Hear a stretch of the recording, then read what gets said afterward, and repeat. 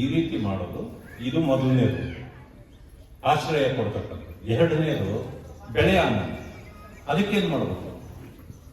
ಅದಾದ್ಮೇಲೆ ಮನೆಗೆ ಅವ್ರ ಮನೆಗೆ ಸೇರ್ತಾ ಇಲ್ಲ ವಾರಗಟ್ಟಲೆ, ಅದಕ್ಕೇನು ಮಾಡಬೇಕು?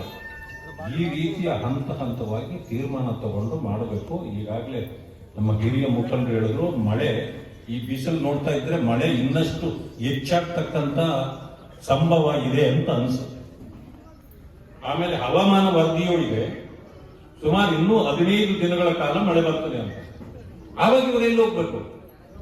ಅದಕ್ಕೆ ನೆಲೆಯನ್ನ ಕೊಡ್ತಕ್ಕಂಥ ಕೆಲಸವನ್ನು ಸರ್ಕಾರ ಮಾಡಬೇಕು. ಅದು ಯಾರೇ ಇರಲಿ, ತೊಂದರೆಗೀಡಾಗಿರ್ತಕ್ಕಂಥವ್ರು ಎಲ್ಲರನ್ನು, ಯಾರ್ಯಾರು ನಾವು ತೊಂದರೆ ಆಗಿಲ್ವೋ ಅವರು ಕೂಡ ಅವರಿಗೆ ಸಹಾಯ ಮಾಡತಕ್ಕಂಥ ಕೆಲಸ ಮಾಡಬೇಕು. ಮನೆಗಳಲ್ಲಿ ಜಾಗ ಇದ್ರೆ ಕೊಡಬೇಕು.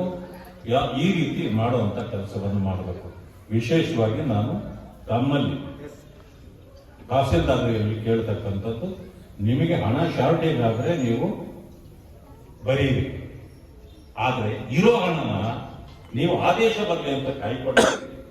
ಇವರಿಗೆ ಪರಿಹಾರಗಳನ್ನು ಕೊಡ್ತಕ್ಕಂಥದ್ದು, ದಿನನಿತ್ಯದ ಬಳಕೆ ವಸ್ತುಗಳನ್ನ, ಒಂದು ವಾರ ಆಗಿದೆ ನಾನು ಹುಟ್ಟು ಬಟ್ಟೆಯಲ್ಲಿ ಬಂದಿದ್ದೀನಿ ಅಂತ ಹೆಣ್ಣುಮಕ್ಕಳು, ಪಾಪ ಅವ್ರ ಪರಿಸ್ಥಿತಿ ಏನಾಗಿರ್ಬೇಕು, ಅದಕ್ಕೆ ಒಂದಷ್ಟು ಬಟ್ಟೆಯನ್ನು ಕೊಡಿಸಿ ಅವರಿಗೆ ಈ ಸ್ನಾನ ಅದು ಇದು ಜಳಕ ಮಾಡಲಿಕ್ಕೂ ವ್ಯವಸ್ಥೆ ಮಾಡಿಕೊಡ್ರಿ. ಇದೆಲ್ಲ ಮಾಡಲಿಲ್ಲ ಅಂದ್ರೆ ಪಾಪ ಅವರು ಬಹಳ ಮಕ್ಕಳನ್ನೆಲ್ಲ ಹಾಕೊಂಡು ಬಹಳ ಕಷ್ಟಪಡ್ತಿದ್ದಾರೆ.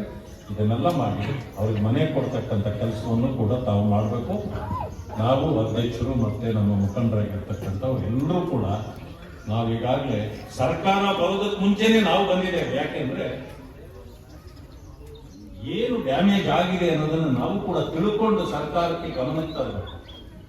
ತಕ್ಷಣ ಅವರಿಗೆ ಪರಿಹಾರಗಳನ್ನು ಕೊಡಬೇಕು. ಇದು ರಾಜಕೀಯ ಅಲ್ಲ, ರಾಜಕೀಯ ಕಾಲವೂ ಅಲ್ಲ.